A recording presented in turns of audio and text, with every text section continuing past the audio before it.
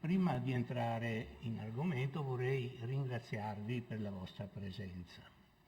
Il senso di questi incontri non è dato dalla presenza di due anziani signori che siedono da questa parte del tavolo, ma il senso vero è dato dalla vostra presenza e ho notato con grande sorpresa e con grande piacere che siete tutti molto giovani, il che ci fa sperare nel futuro.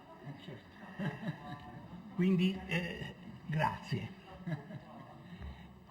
Un'altra osservazione preliminare riguarda la natura della conversazione che avrò l'onore di proporvi. Una conversazione che forse potrà sembrare per alcuni aspetti arida e incompleta, ma essa è pensata sull'arco dei 3 incontri. Qualcosa che oggi può apparire un po' secco o un po' incompleto è destinato, io spero, ad avere ulteriore chiarimento e ulteriore approfondimento nei nostri incontri che mi auguro siano folti, siano ricchi come quello odierno. Il tema della conversazione, come potete leggere sul grande schermo, è l'interpretazione del testo. In verità, che cosa significhi interpretazione del testo? Nel concetto delle supreme autorità ministeriali che presiedono il governo della scuola, lo si può ricavare dalle prove che vengono inflitte ogni anno all'esame di Stato conclusivo dei corsi superiori. Da qualche anno, da più di un decennio, il Ministero fa pervenire in quella solenne circostanza un complesso, un complicato documento in cui viene riprodotto un testo di autore contemporaneo, in prosa o in verso, secondo i casi, e viene proposta agli esaminandi l'interpretazione di quel testo rispondendo però a delle istanze che il Ministero stesso si preoccupa di apporre in calce al brano. Attraverso questo documento, ecco, voi potete vedere riprodotto quello a voi ben noto, immagino, proposto nell'ultima sessione di esame di Stato. Ecco, dicevo, da questo documento, dai testi, dal taglio dei testi e dalle domande, dalle istanze che vengono proposte, l'idea che ai piani superiori dell'amministrazione scolastica ci si fa dell'interpretazione del testo emerge in modo molto chiaro. È anche naturale che i docenti si preoccupino, più o meno convinti, e non credo che tutti siano convinti, di preparare i loro allievi a questo tipo di prova, accettando più o meno convinti questa idea di ciò che deve essere l'interpretazione del testo. In realtà una riflessione un po' più attenta, che consideri nel loro insieme i testi proposti nell'ultimo decennio, io li ho tutti davanti a me, ma naturalmente non ve li infliggo, anche perché penso che vi siano notissimi, induce a qualche incertezza, a qualche dubbio, a qualche esitazione problematica di fronte alla necessità di accettare questa idea di ciò che è l'interpretazione del testo. E la necessità di riconsiderare criticamente il problema si rivela particolarmente stringente in alcuni casi di prove che hanno dato origine a contestazioni, a sospetti di errori, a rifiuto da parte di valenti docenti che, trovandosi questo foglio tra le mani e dovendolo poi infliggere ai loro ragazzi, così hanno avuto qualche esitazione, hanno avuto qualche riluttanza a inoltrare i testi e l'idea presupposta dal Ministero di ciò che sarebbe stata l'interpretazione di questi testi. Ho scelto in particolare una prova di qualche anno fa, del 2008, che è forse quella più famigerata nella storia della scuola recente. Molti di voi conoscono perfettamente il problema, comunque possiamo affrontarlo nella prospettiva che noi consideriamo più legittima, che come vedremo mette in discussione proprio il tipo di prova, perlomeno mette in discussione quel concetto di interpretazione del testo che sta alla base di questo tipo di prova. Molti di voi, probabilmente tutti voi, ricorderete che quell'anno fu proposto un testo di Montale, una lirica tratta da Ossi di Seppia, una lirica sibillinamente dedicata nel testo originale a K. Potete vedere che per mio conto ho aggiunto una nota mia in cui si spiega, come avrebbero dovuto sapere i signori del Ministero, che si tratta di Boris Kniazev, danzatore e coreografo classico russo, che aveva una storia drammatica dietro di sé, quando Montale lo conobbe, perché era profugo dalla neonata Unione Sovietica. Già affermato coreografo in patria, era fuggito e si era via via avventurato in vari paesi europei, in Turchia, in Bulgaria, per un breve periodo in Italia e poi si stabilì definitivamente a Parigi, dove ebbe una carriera notevole, più come coreografo che come ballerino. Coreografo e maestro di danza classica. Montale lo conobbe nel quadro dei suoi interessi, che sono ben noti, per il teatro, in particolare il teatro musicale. Montale aveva addirittura ambito a diventare cantante lirico, come sapete, aveva una bella voce di baritono in gioventù e aveva esercitato anche la critica musicale, e in questo contesto ebbe modo di ammirare questa figura che però ai suoi occhi appariva emblema non tanto dell'arte coreutica, quanto di quella condizione esistenziale che allora si cominciava a scoprire in Europa e poi in tutto il mondo, di coloro che venivano sradicati dalla loro patria, dalla loro condizione, dal loro contesto civile e proiettati verso una vita errabonda ed ingenua. Negli anni 20 del Novecento la figura del russo esule, e spesso erano personaggi di grande rilievo culturale, diventò familiare alla cultura europea e poi mondiale. Alcuni casi clamorosissimi possono essere ricordati: un grande musicista, Rachmaninov per esempio, molti importanti scrittori, danzatori classici della grande scuola coreutica russa, ed fu la prefigurazione di una condizione che poi si sarebbe ripetuta in altre circostanze con la diaspora degli ebrei, i quali avrebbero in certo modo assunto su di sé quei valori anche di simbolo dell'estraniamento, dello sradicamento, che negli anni 20 avevano gli esuli russi.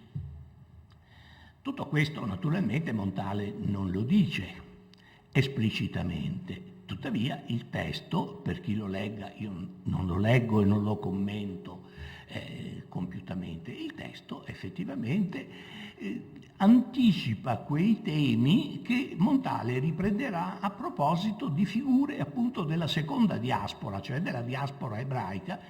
Tutti hanno in mente Dora Marcus, Liuba anche in un certo senso, Liuba che parte.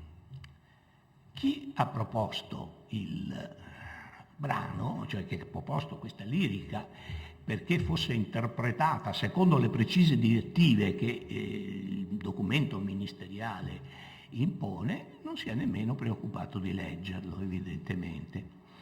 Non si è preoccupato di leggerlo e quindi non si è preoccupato di quella che è la interpretazione reale del testo, non l'interpretazione come quella che ho dato io, che presuppone conoscenze che ovviamente i giovani esaminandi non potevano avere, ma quelle meramente grammaticali che fanno riconoscere che la persona a cui il poeta si rivolge è di sesso maschile e non di sesso femminile. È scritto lì: cotesto è il mio ricordo, non saprei dire o lontano se dal tuo mondo. Grammaticalmente quello, quando si faceva l'analisi grammaticale, è predicato verbale, è predicato aggettivo, quello come volete chiamarlo,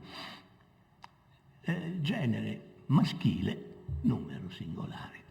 Le domande che il Ministero poneva agli sventurati giovani a cui era proposto questo testo erano quelle che in parte ho riprodotto in questa scheda e che anche voi avrete probabilmente conosciuto e esecrato quanto basta. Ma ripeto, qui non si tratta di polemizzare con le scelte ministeriali, non vogliamo fare i maramaldi ormai su questioni ormai superate.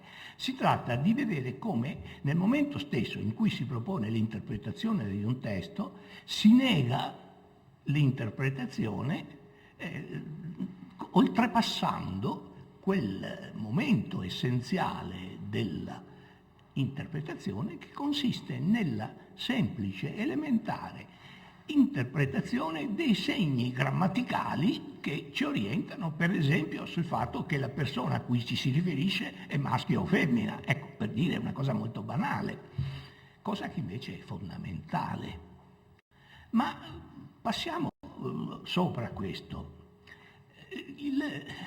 Le domande sono esilaranti, se volete, cioè i quesiti posti, ma vediamoli appunto non con spirito polemico, ma sempre con riferimento a questo problema che ci sta più a cuore, cioè che cosa deve fare l'interpretazione, qual è il compito dell'interprete e soprattutto che significa interpretare un testo letterario, una lirica di Montale. Dunque, ne ho riportati, le istanze come sapete sono 4, ho riportato alcune delle domande relative a 2 di queste istanze. Per esempio questa veramente esilarante che chiede di riflettere sul ruolo salvifico e consolatorio svolto dalla figura femminile, eccetera, eccetera. Questo è il punto 2.1. Al punto 2.2 altre domande irrilevanti che non ho riportato.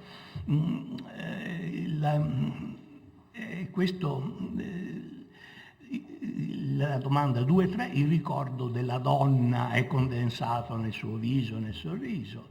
Poi infine, interpretazione complessiva e approfondimenti, cioè quella che dovrebbe essere la sintesi di tutte le osservazioni condotte sulla base di queste indicazioni, ecco, sviluppa con osservazioni originali, anche con riferimento ad altri testi dello stesso poeta e o a opere letterarie e artistiche di varie epoche, il tema del ruolo salvifico e consolatorio della figura femminile.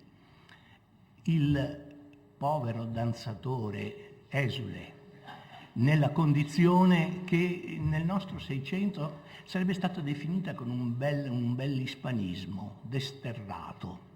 Ecco,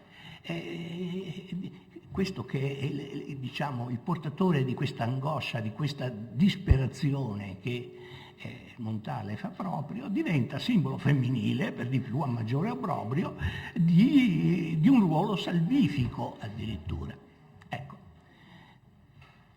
Tuttavia, detto questo, dobbiamo notare un fatto ancora più preoccupante per quanto riguarda proprio gli intenti ministeriali.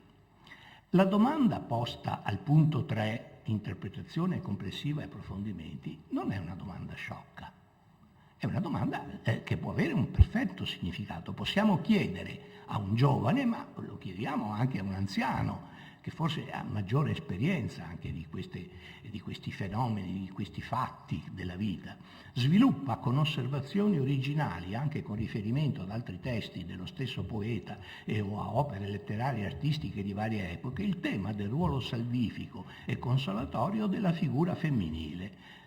Ora, a parte il fatto che la figura femminile non c'entra con Montale, per se stessa la proposta rivolta al giovane è sensata. Il giovane può fare un discorso con riferimento a vari testi letterari di sua conoscenza su ciò che significa il ruolo salvifico della figura femminile. Se fosse accorto di argomenti, gli basterebbe pensare alla Beatrice di Dante, che è un po' l'archetipo per tutta la nostra tradizione letteraria di questa condizione, di questo beneficio anche di cui si può godere fra tante amarezze della vita. Naturalmente che cosa è successo? L'autore di queste prove, il compilatore di queste prove, si è guardato bene da ricorrere a Beatrice, perché bisogna parlare dei contemporanei, soltanto che parlando dei contemporanei accadono incidenti come questi. Notate che ciò che più in qualche modo offende in questo caso non è tanto l'errore, la nessuna pertinenza di questa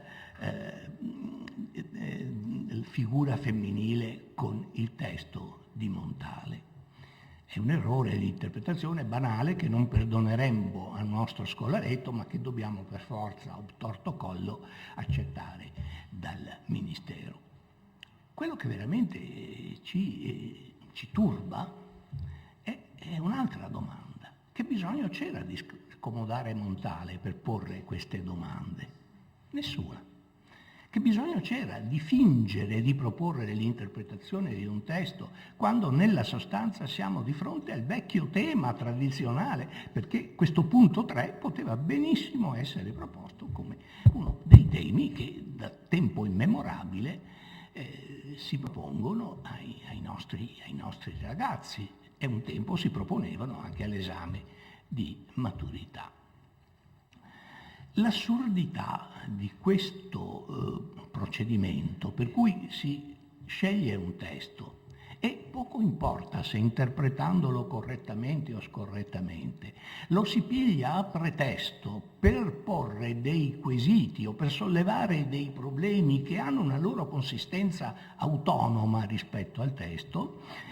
L'assurdità di questo, dicevo, si coglie immediatamente se noi passiamo a una analogia di questo tipo. Questo è un frammento di un celebre quadro di Caravaggio, il Bacco di Caravaggio, un frammento con una splendida natura morta. Se io proponessi questa natura morta e vi ponessi delle domande sulla coltivazione delle pere o sul valore nutritivo dei fichi secchi e così via, voi direste che io sono così un po' squinternato, evidentemente. È vero. Sarei così fuori di testa se volessi usare la pittura di Caravaggio per parlarvi della virtù salvifica dei fichi secchi. Ecco, che pure c'è, perché pare che abbiano virtù terapeutiche. Assurdo, assolutamente. Nessuno potrebbe dire che questa è interpretazione del quadro, diciamo più genericamente interpretazione del testo. Ad abbondanza, visto che i temi ministeriali propongono delle cose contemporanee, e questa è un'altra splendida natura morta di Morandi. Se io proponessi questa natura morta per sollevare il problema dello smaltimento dei vetri nella raccolta differenziata, ecco, e voi direste, ridete giustamente, ecco, però badate che non è diverso il caso che abbiamo visto prima. Se voi vi leggete, come me li sono letti io, tutti e 10 i temi dell'ultimo decennio, vedrete che con i poveri poeti, poeti in prosa e poeti in versi, E si procede esattamente allo stesso modo, fornendo della interpretazione del testo una immagine del tutto sfocata, sbagliata, fuorviante, di fronte alla quale non è inverosimile che i giovani, che spesso hanno anche le loro idee, hanno la loro visione del mondo, sia pure immatura, ma ce l'hanno, restino in qualche modo disorientati. Allora, il vero problema qual è? È quello di capire cos'è un testo esattamente e che cosa si può chiedere a un testo, interpretandolo, perché il testo è lì per essere interpretato, almeno nella scuola, almeno in chi fa professione di interprete dei testi. Voi siete interpreti dei testi di fronte ai vostri allievi. Noi siamo interpreti dei testi di fronte ai nostri allievi. È il primo dovere che ci compete. Però per poterlo fare legittimamente bisogna che sappiamo cos'è il testo e in che misura è lecito manometterlo con una interpretazione. A questo proposito, e qui comincia la parte che vi sembrerà forse più arida e che è forse anche meno correlata al discorso generale, ma che vedrete troverà via via il suo significato. A questo proposito vorrei partire da molto lontano. Gran parte dei problemi fondamentali della letteratura e dell'arte sono stati posti e risolti mirabilmente in età remota. Sono stati posti e risolti ai tempi di Aristotele, di Platone, di grandi retori antichi, di Cicerone, di Quintiliano e così via. Il nostro errore è che abbiamo perso il contatto con loro e quindi siamo costretti a reinventarci faticosamente e miseramente quello che loro hanno detto in modo definitivo e mirabilmente chiaro. Inoltre vorrei fare un'altra precisazione. Tutto l'insieme di queste nostre conversazioni, cioè di quelle lincee e di quelle che teniamo qui all'Istituto Veneto, si riconducono ai modi dell'argomentare, alle tecniche dell'argomentazione. L'avrete visto, forse c'è anche nei siti internet che si riferiscono a questi incontri e di ciò noi terremo conto nei nostri discorsi. Ma il problema vero è che sì, interpretare significa in primo luogo scoprire i meccanismi dell'argomentazione secondo cui è costruito un testo, però i meccanismi del testo letterario sono profondamente diversi dai meccanismi di testi che letterari non solo, che sono informativi, che sono didascalici, che sono scientifici. E questo si richiama a una distinzione che è stata fatta e rimane valida da Aristotele, il quale nel De Interpretazione, che è una delle opere di Aristotele meno lette dai non addetti ai lavori, si preoccupa di distinguere fra discorsi che hanno come oggetto lo stabilire ciò che è vero e ciò che è falso e discorsi che non hanno questo scopo. Un saggio di fisica sperimentale ha per oggetto principale, indipendentemente poi dal suo argomento particolare, ha per oggetto di stabilire ciò che è vero o ciò che è falso in un certo fenomeno. Una poesia d'amore non ha lo scopo di stabilire ciò che è vero e ciò che è falso, ha lo scopo di convincere la donna a corrispondere all'amore dell'amato, dell'amante. Ecco, Petrarca scrive questo fa questo in un intero canzoniere. Allora, Aristotele intanto definisce cos'è il logos, cos'è il discorso, e dice una phonè semantiché. Vox significativa è la traduzione che dà Boezio di questa formula greca. Quindi è un discorso che ha un significato.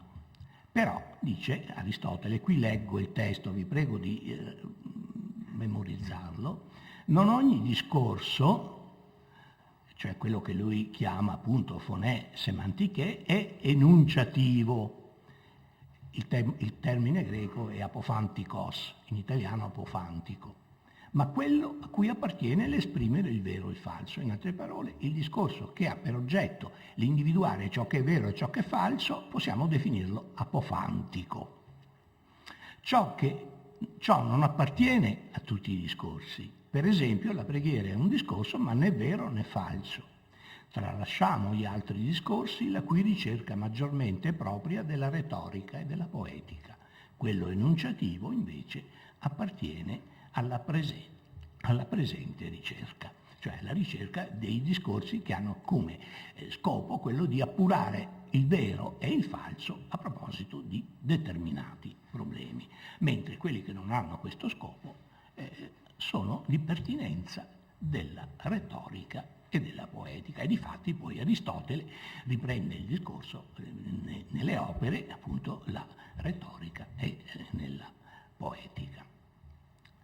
Questo sembra un po' astratto, ma è sintomatico che una distinzione di questo genere, desunta direttamente dal testo aristotelico, è presa da Galileo Galilei a fondamento della sua opera scientifica e diventa una delle basi un po' di tutta l'epistemologia moderna, post-galileiana. Il testo di Galileo Galilei è questo, lo potete leggere naturalmente. Dice: quando si discute di qualche cosa, se si tratta di qualche punto di legge o di altri studi umani, nei quali non è verità né falsità, si potrebbe confidare assai nella sottigliezza dell'ingegno, nella prontezza nel dire e nella maggior pratica negli scrittori. Quindi quando scrive un poeta, ma anche quando un avvocato cerca di manovrare una certa situazione scabrosa in un tribunale, non è che l'avvocato non si preoccupa del vero o del falso, si preoccupa di convincere i giudici e lo fa con strumenti che sono propri di questa prospettiva, di questa intenzione. Invece, aggiunge Galileo, nelle scienze naturali le conclusioni delle quali sono vere e necessarie,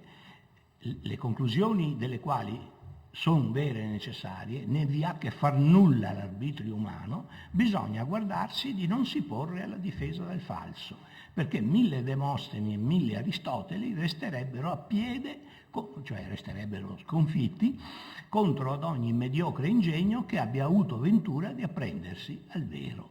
Un avvocato o anche un poeta può benissimo difendere il falso o raccontare il falso e diventare credibile, vincere la causa, essere ammirato dal lettore. Lo scienziato no, lo scienziato non può sostenere il falso perché il criterio per dimostrare che ciò che egli sostiene è falso è un criterio del tutto oggettivo. Galileo, che era uno scienziato, amava moltissimo l'Ariosto, mentre non amava molto il Tasso, come sapete. Ecco, ora, uno scienziato che poteva trovare di scientifico in Ariosto? Tutto il viaggio nella Luna, l'ippogrifo, i maghi, eccetera. Però come poeta Ariosto era perfettamente convincente. Doveva convincere il lettore non del vero, ma della verosimiglianza di quello che egli rappresentava in quanto poeta. Invece Galileo, contro tutti i simplici del mondo, insorgeva perché nel caso degli scienziati, dei falsi scienziati, il criterio di verità e di falsità ha valore. Uno scienziato che mente viene scoperto nella sua menzogna, non ha scusanti. L'avvocato che mente e riesce a vincere la causa è ammirato naturalmente da tutti, non solo dal cliente ma anche un po' dall'opinione pubblica.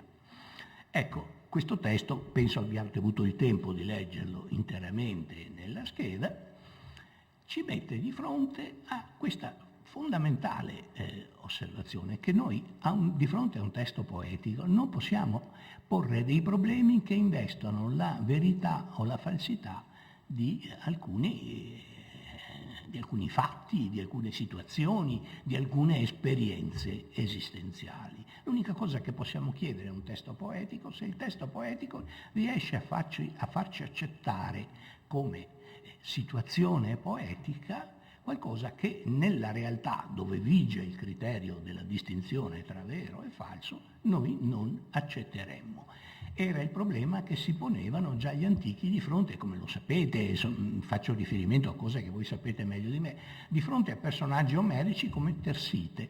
Ecco, Tersite è un personaggio spregevole, brutto, schifoso, vile, però insomma tutti ammirano l'arte di Omero nel rappresentare Tersite. Dal punto di vista artistico Tersite è vero Don Abbondio, è persino vero Don Rodrigo, è vera la peste che noi accettiamo, ma non l'accettiamo perché vorremmo che fosse vero anche per noi quello, l'accettiamo perché c'è quella peculiare verità argomentata con gli strumenti peculiari del discorso non apofantico. Anche questo può sembrare un po' oscuro, ma vediamo qualcosa di più apparentemente più semplice. Ascoltiamo Euclide. Ora entriamo nella fase centrale del nostro discorso, dove ho scelto di valutare una particolare struttura argomentativa nella sua valenza rispettivamente nel discorso apofantico e nel discorso non apofantico. Cioè, per dirla alla buona, ho scelto di mostrare come un semplice meccanismo, una semplice articolazione di un ragionamento è significante in un ambito e insignificante nell'ambito. È significante nelle scienze esatte, per esempio, o comunque nella didattica, se volete, anche, e non è significante in letteratura, in poesia.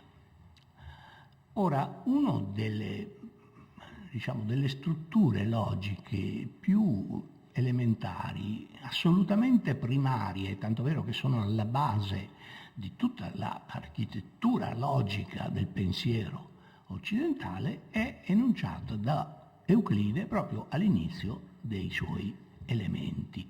Come sapete, gli elementi non è soltanto un trattato di geometria, è anche un monumento di coerenza secondo gli snodi propri dei meccanismi logici di un pensiero totalmente astratto. Tanto è vero che Euclide dice che le forme geometriche non hanno dimensione, cioè sono astrazioni pure, però queste astrazioni devono essere messe al servizio di questa mirabile costruzione in cui tutto si regge in virtù del rigore con cui i vari elementi sono connessi fra di loro.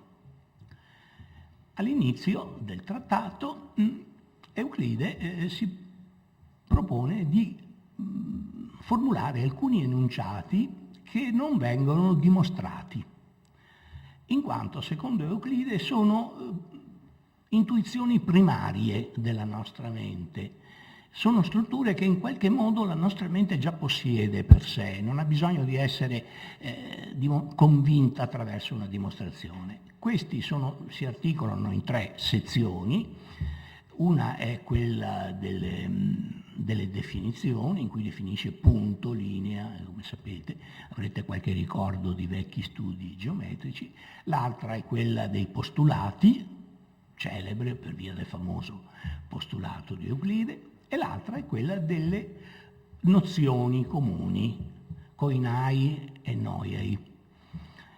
Le nozioni comuni, cioè quelle che noi portiamo con noi, che sono innate in qualche modo in noi. E la prima è questa: gli uguali allo stesso sono anche uguali fra di loro.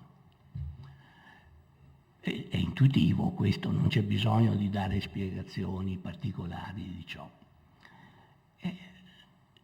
Si tratta della prima enunciazione semplice e anche parziale di una proprietà che è nota, poi è nota fino ad oggi ai matematici come proprietà transitiva.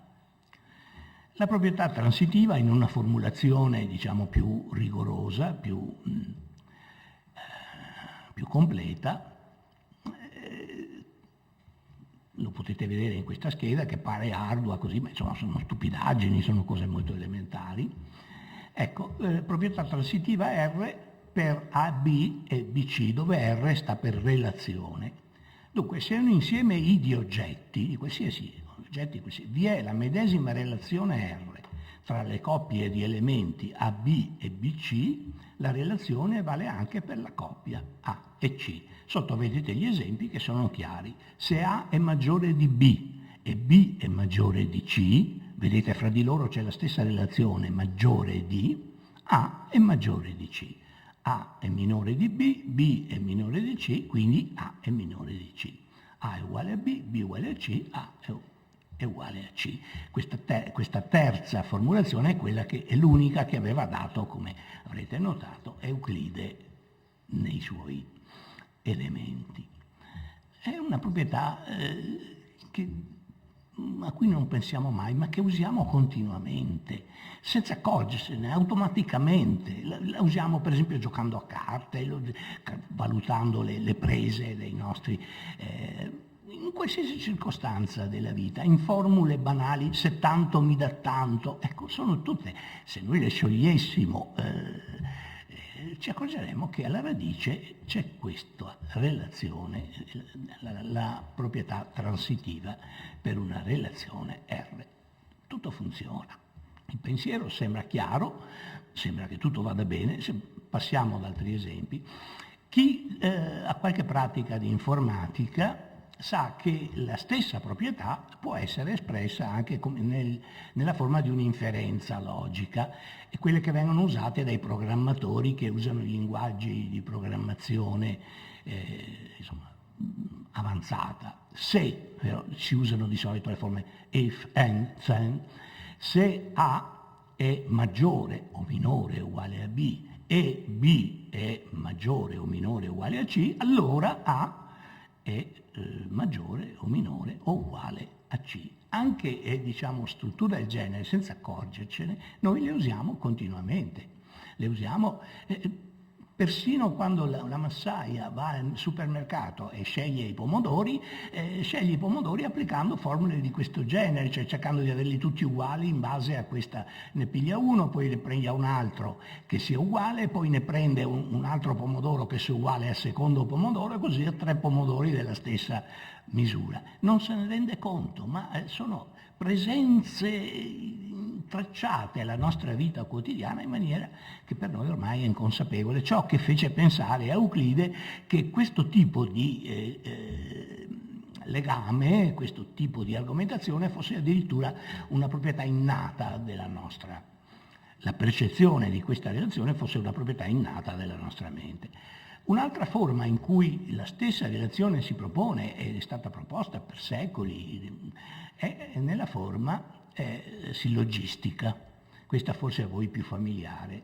A è maggiore o minore o uguale a B, ma qui riconoscete gli operatori del sillogismo, B è maggiore o minore o uguale a C, quindi ergo A è maggiore, minore o uguale a C.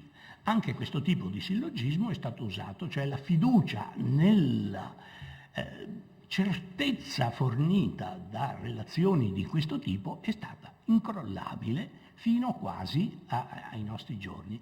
Nel Novecento, come sapete, poi la logica ha avuto altri sviluppi, la fisica ha avuto altri sviluppi, ma per quanto ci riguarda atteniamoci alla logica e alla sillogistica, in particolare classica. Tutto tranquillo, quindi abbiamo delle certezze, sono cose innate, ci vengono naturali. Infatti, se proviamo a applicarle alla vita pratica, supponiamo di dover costruire, come avviene per esempio in quei diagrammi della storia in cui ci sono i re, no? Bisogna ricordare Pipino il tale, Pipino il tal'altro, e ci sono tutte le... proviamo. Pietro è ascendente di Paolo. Poteva essere discendente, lo stesso è un esempio. È ascendente di Paolo. Paolo è ascendente di Giovanni. Pietro è ascendente di Giovanni. Chiaramente questa è una proprietà transitiva. Se Pietro è ascendente di Paolo, Paolo è ascendente di Giovanni, Pietro è ascendente di Giovanni. Si può costruire, vedete sotto, un piccolo albero genealogico, che in questo caso è discendente, ma potremmo pensarlo anche in senso opposto. Se noi sostituiamo discendente invece di ad ascendente, invertiamo l'ordine delle freccette che vedete lì e la cosa funziona ugualmente. Benissimo. Questo ci dovrebbe convincere che anche nelle occorrenze della vita, in tutte le occorrenze della vita, la proprietà transitiva funziona. Qui funziona perfettamente. Però proviamo a sostituire a ascendente, che è un termine generico, è una categoria. In realtà ascendente non ci dice nulla sul grado di ascendenza, rimane molto vaga. In realtà se noi dovessimo costruire un albero genealogico, se parlassimo di ascendenza, dovremmo mettere non delle linee continue fra le freccette, ma dei puntini, come si usa in tutte le linee di discendenza di cui non siamo sicuri esattamente cosa ci stia in mezzo, perché sono rapporti generici. Ma sostituiamo il generico con il preciso, per dirla alla buona. È indubbio che padre è un ascendente. Però qui non funziona più la proprietà transitiva. Pietro è padre di Paolo, Paolo è padre di Giovanni, Pietro è padre di Giovanni? No, questo è un assurdo. Una proprietà in cui Euclide aveva tanta fiducia come qualcosa di assolutamente, come dire, connaturato alla nostra percezione del reale, qui ci pone di fronte a una difficoltà, ci pone di fronte a un'assurdità. Riflettiamo su cosa è successo. Abbiamo conservato la fisionomia grammaticale delle parole scritte in rosso, che erano predicativi nel caso precedente, ascendente è un predicativo, sempre secondo le vecchie analisi che non so se si facciano più nella scuola, con grave danno della scuola, fra l'altro. Ecco, grammaticalmente anche padre è un predicativo. Però, per usare il linguaggio dei logici, io non posso predicare padre in una relazione come questa che vi ho sottoposto. Se non dovessimo pensare a questo problema, che è un problema evidentemente di logica, potrebbe apparire come uno dei tanti paradossi della logica che si studiano anche a partire da Zenone e così via. Ci potremmo dire, vabbè, è un paradosso della logica. Questo dobbiamo rifletterci nella prospettiva della poetica, dobbiamo rifletterci da lettori e critici di poesia. Perché la poesia ci pone sempre di fronte al particolare, all'individuale. La poesia trascende sempre il generico, il categoriale. E questa è la funzione della letteratura. Le bottiglie di Morandi che avete visto prima non sono generici vetri, non fanno parte del vasellame di casa, sono le bottiglie di Morandi, quelle bottiglie. Non possono essere altro, con delle proprietà che il fatto stesso che le rende individui le sottrae anche a tutte le leggi che valgono per il generale, per il generico. Non so se questo sia stato chiaro, ne vedremo esempi magari le prossime volte. Pietro è padre, ma andiamo avanti. Fin qui abbiamo usato dei predicati che individuano delle relazioni, che possono essere relazioni addirittura biologiche, oggettive, tant'è che ho fatto riferimento a quegli schemi che ci sono nei libri di storia per appunto le dinastie, per esempio. Ma veniamo a un ambito un pochino più complesso. Pietro odia, oppure è nemico di Paolo. Paolo odia, è nemico di Giovanni. Pietro, e io ho messo due punti interrogativi. Si dice comunemente i nemici dei miei nemici sono miei amici, no? Ecco, è una banalità, è una riduzione così a un detto di saggezza pedestre di una realtà infinitamente più complessa. Proviamo a vedere quante possibilità abbiamo di sostituire a quei punti interrogativi della terza linea della proprietà transitiva altri predicati. Paolo odia Giovanni, Pietro è possibile che ami Giovanni, perlomeno cercherà di allearsi con Giovanni, vero? Questo è l'esempio più banale. Oppure può dire, vabbè, a me di Giovanni non importa niente, Paolo odia Giovanni, ma a me Giovanni è indifferente e lo lascio perdere. Infinite possibilità.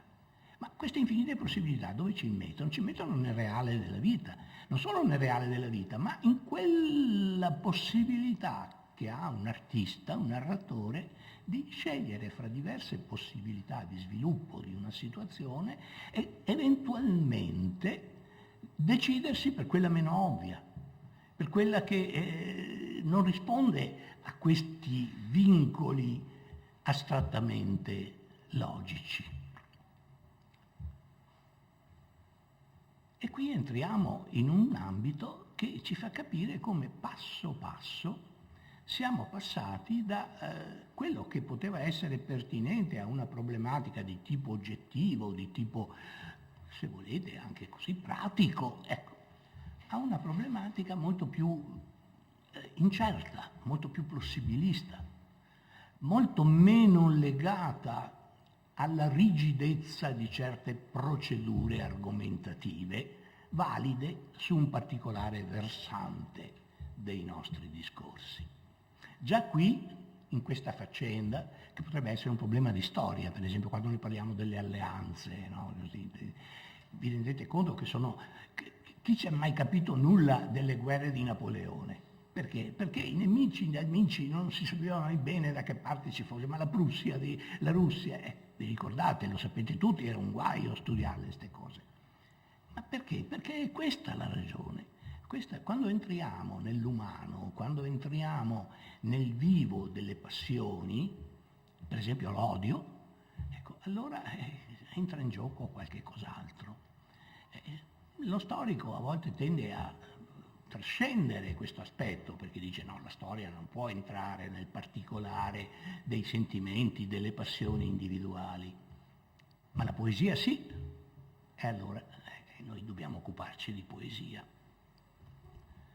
E se ci occupiamo di poesia arriviamo a un caso conosciutissimo, problematico, di proprietà transitiva attraverso la poesia, dove la poesia dimostra che la proprietà transitiva ci mette in imbarazzo, dove le relazioni logiche hanno una logica che è creata dal poeta, non è la logica di Euclide, non è la logica di Aristotele, è la logica del vissuto, è la logica dell'individuale, del particolare, dell'irrepetibile. Questa la conoscete tutti, l'ho scelta apposta, a differenza di quello che fanno alle prove di maturità, dovevano scegliere dei poeti rigorosamente le pagine più brutte, più dimenticate o dimenticabili, insomma, perché dicono no, ma quelle le avranno lette a scuola. E che vuol dire? Non vuol dire niente, meglio se le conoscono già. Vabbè, quindi noi ragioniamo sul noto, Saffo. Questa è una traduzione di Salvatore Quasimodo, un caso molto particolare perché i due più grandi traduttori del greco che abbiamo avuto in Italia non sapevano il greco. Uno è Monti, come sapete tutti, e l'altro è Quasimodo, che non sapeva il greco. E sono i più grandi traduttori. Di questa stessa poesia di Saffo ho avuto la tentazione di proporvi la traduzione di un grandissimo grecista, cioè Manara Vagimigli. Non regge il confronto, anche per fedeltà, è più fedele questa, paradossi della poesia. Ora, questa poesia di Saffo ha una storia che vale la pena di ricordare, ancora un po', abbiamo un'ora e mezza, vero? Ha una storia che vale la pena di ricordare. È una poesia che è rimasta ignota ai lettori moderni fino a una data ben precisa, 1554. giaceva quest'ode, citata purtroppo non integralmente, tra le pagine di un trattato, uno splendido trattato di poetica antico, il cosiddetto Pseudo Longino o Anonimo del Sublime, molti di voi lo conoscono sicuramente, che però per qualche ragione non era stato, non aveva attirato l'attenzione degli umanisti, che avevano scoperto tantissime opere antiche, ma questa l'avevano lasciata da parte, ma non in qualche biblioteca remota, polverosa, nella biblioteca Marciana di Venezia, dove la scoprì poi un filologo francese, Muret. Ma non si sapeva che Saffo avesse scritto questa ode, si conosceva però dalla fine del 200 la rielaborazione che ne fa Catullo, che tutti conoscete, quindi non l'ho riportata per non offendervi, insomma, perché sicuramente conoscete tutti, ille mi paresse deu videtur, eccetera. Ora, la cosa singolare è che tutti i lettori di quel Carme di Catullo non solo naturalmente non sapevano che era la rielaborazione di un testo di Saffo, che non conoscevano, ma concordemente fino al 1554 dicono si tratta di una scena che avviene fra due persone, Lesbia e Catullo. Il testo più o meno corrisponde a quello di Saffo. Ora chi legge Catullo si rende conto che in realtà sono presenti tre persone, Catullo, Lesbia e il rivale. Non si erano accorti che c'era questo rivale. Qui il discorso potrebbe essere ampio, perché non c'erano segnali grammaticali precisi. Invece, quando si scopre il testo originale di Saffo, si scopre che ci sono due riferimenti al femminile e uno al maschile, quindi ci deve essere un terzo personaggio. Allora si scoprì che sono tre. Ma quello che a noi interessa è che qui c'è la proprietà transitiva delle passioni. Chi parla, diciamo convenzionalmente, Saffo, si strugge perché la persona amata in realtà corrisponde alle attenzioni di un'altra persona che perciò è felice. Quindi al centro la donna amata, da un lato chi dice io, che si strugge perché non è corrisposto, dall'altro lato la persona beata, simile agli dei, che stabilisce con, chiamiamola B, se vogliamo ricordare la nostra relazione, invece un rapporto di serena corrispondenza di sentimenti. È in realtà una situazione transitiva, però traduciamola appunto nella formula argomentativa che abbiamo visto prima. A ama B, B ama C. A soffre, non ama C, non è messo nemmeno in discussione se lo ami o lo odi. In realtà non c'è una conclusione qualunque di questa relazione, tutto in qualche modo viene implementato in A, il quale soffre, si strugge, con i sintomi che qui vengono rappresentati. Il rivale C, che pare divino in questa sua serena beatitudine, mentre ascolta colei che gli parla dolcemente. Vi ricordate, questa è una caratteristica poi che viene attribuita a Saffo, dulce ridentem Saffus, dulce eloquentem, Saffon dulce eloquentem. Questo è Orazio naturalmente. Ecco.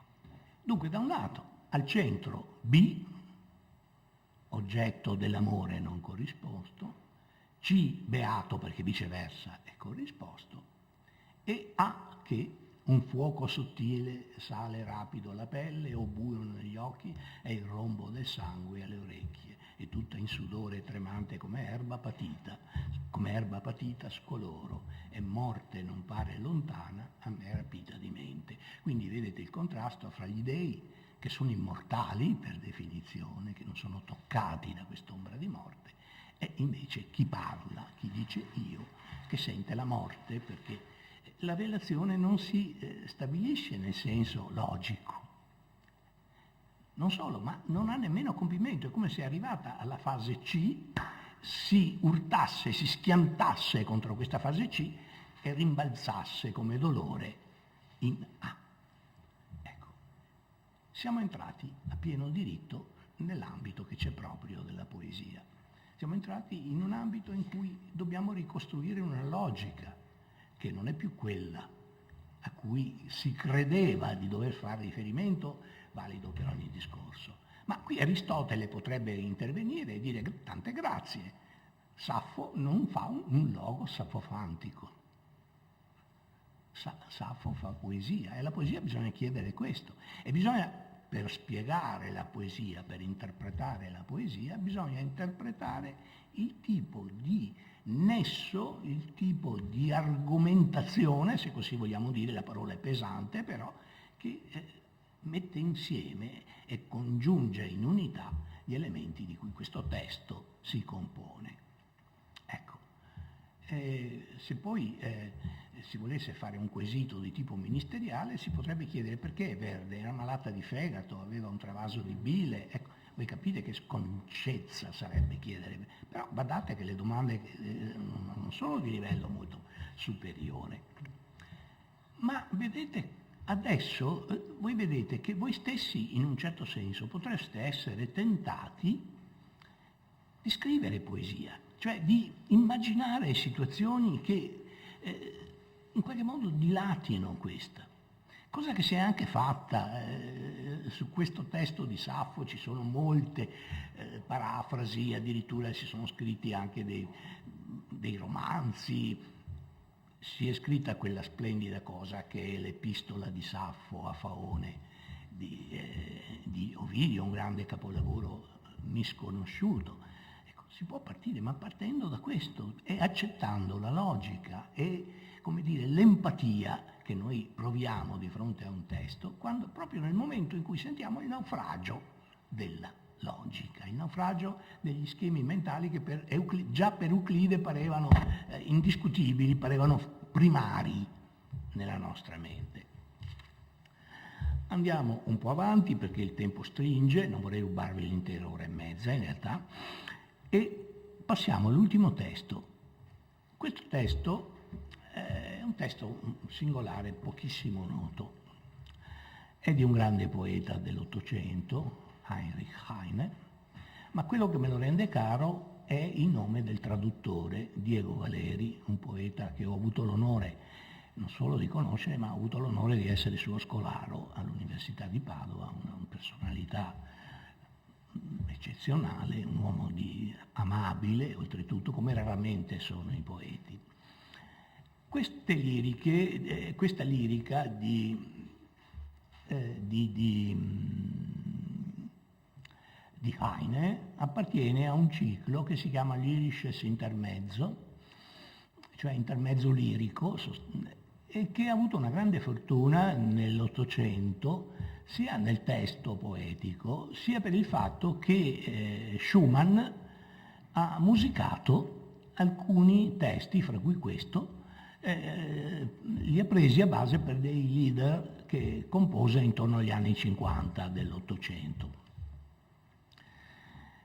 in cui interpreta musicalmente queste liriche che hanno volutamente, anche nel testo tedesco e fedelmente poi in questo riprodotto da Valeri, questo andamento così quasi da canzonetta, che è posta volutamente in contrasto con la tragicità invece di ciò che i testi dicono.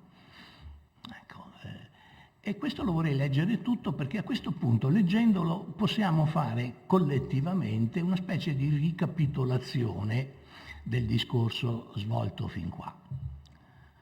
Un tale ama forte una tale, ma questa ama un altro, si sa, il quale a sua volta ama un'altra, ed anzi sposata l'ha già. Allora quella tal, per dispetto, si prende un brav'uomo, così, il primo che incontra per strada, e l'altro, mio Dio, resta lì. La vecchia, la solita storia, novissima sempre però, e al misero cui toccò in sorte di viverla, il cuor si spezzò. Alla fine di questa proprietà transitiva a linee, a sviluppi multipli, c'è la tragedia, c'è la morte, si spezza un cuore. E questo non è previsto dalla logica di Euclide, evidentemente. Dunque, cerchiamo di capire la situazione rappresentata qui, cioè interpretiamo il testo. Uno ama una tale, questo è detto sempre, come ho detto, in quel tono vagamente